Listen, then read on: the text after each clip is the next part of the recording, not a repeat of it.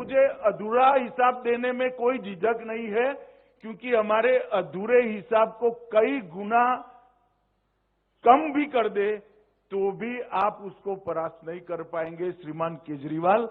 मैं दिल्ली के चुनाव के मैदान में आऊंगा तब पूरा हिसाब लेकर आऊंगा केजरीवाल जी। एक बंगलों से पेट नहीं भरा, 2 बंगलों से पेट नहीं भरा, 3 बंगलों से पेट नहीं भरा, 4 बंगलों से पेट नहीं भरा, 50,000 गज एक शीश महल बनाया दिल्ली वासियों के 45 करोड़ के खर्चे से।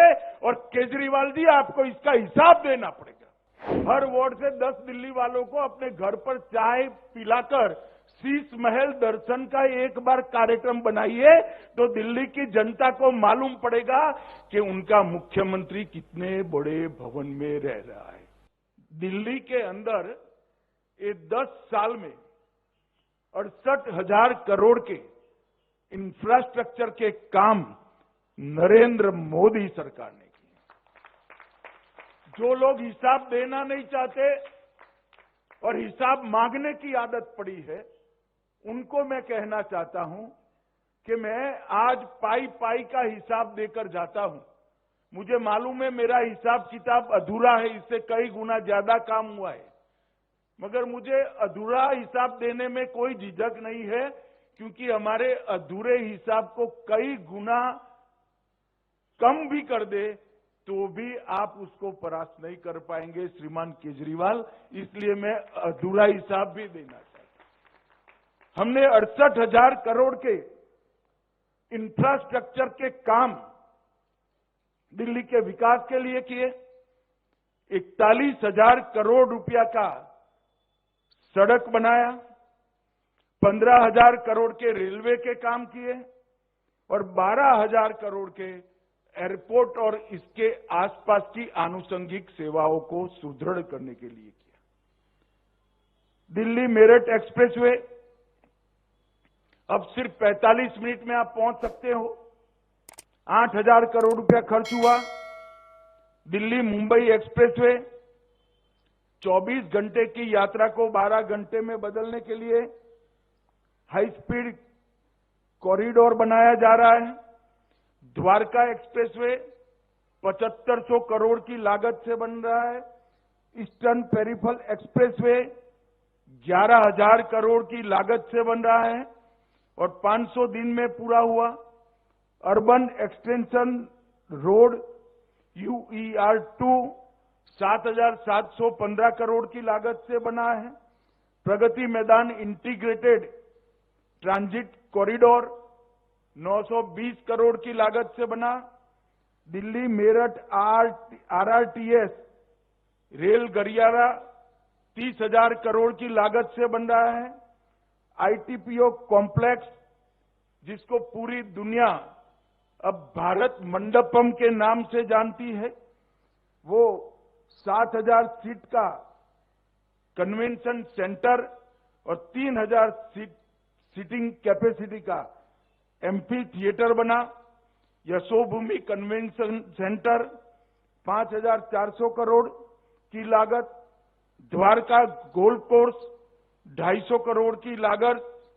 द्वारका स्पोर्ट्स कॉम्प्लेक्स 92 करोड़ की लागत। PM उदय के तहत 1731 कॉलोनियों को नियमित करने की प्रक्रिया कर 40 लाख गरीबों को मालिकाना हक देने की योजना लेकर आए। झुग्गी वासियों के लिए फ्लैट, प्रधानमंत्री आवास योजना शहरी में 29,000 मकान बनाए।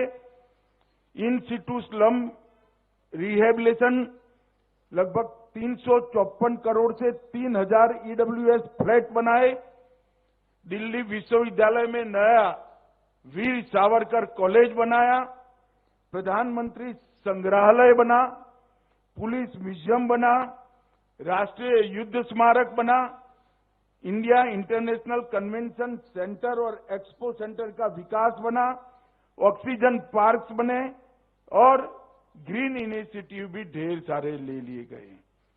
अब इतना सारा इंफ्रास्ट्रक्चर का काम, और मैं फिर से स्पष्टता करना चाहता हूं कि अधूरा हिसाब है, आनन फानन में बनाया गया है।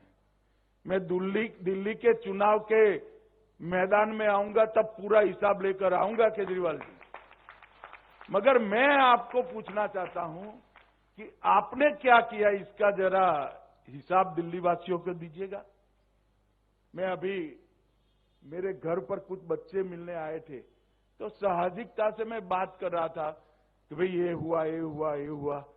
फिर मैंने उनको पूछा कि भाई केजरीवाल जी ने क्या करा, और मैंने ही जवाब दे दिया मेरी गलती हो गई कि कुछ नहीं किया।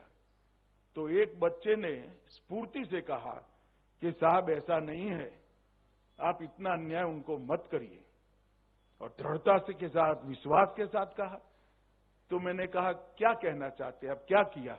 तो कि एक बड़ा 45 करोड़ का शीश महल उन्होंने अपने रहने के लिए बनाया। जो राजनीति में आए तब कहते थे हम सरकारी गाड़ी नहीं लेंगे, सरकारी बंगलो नहीं लेंगे, एक नए प्रकार की राजनीति का आगाज करेंगे।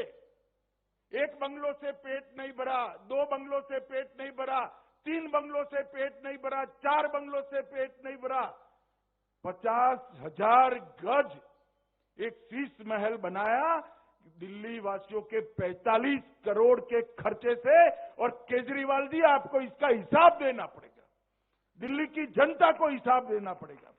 किसके पैसे से 6 करोड़ के डिजाइनर मार्बल लगाए आपने? किसके पैसों से 6 करोड़ के मोटराइज पर्दे लगाए? किन के पैसों से 70 लाख के खोलने के लिए खड़ा ना होना पड़े ऐसे ऑटोमेटिक दरवाजे लगाए? किसके पैसों से 16 स्मार्ट टीवी 64 लाख रुपए के लगाए? किसके पैसे से 50 लाख रुपए की कारपेट बिछाई गई? किसके पैसे से सजावटी पिल्लर 36 लाख के बनाए गए?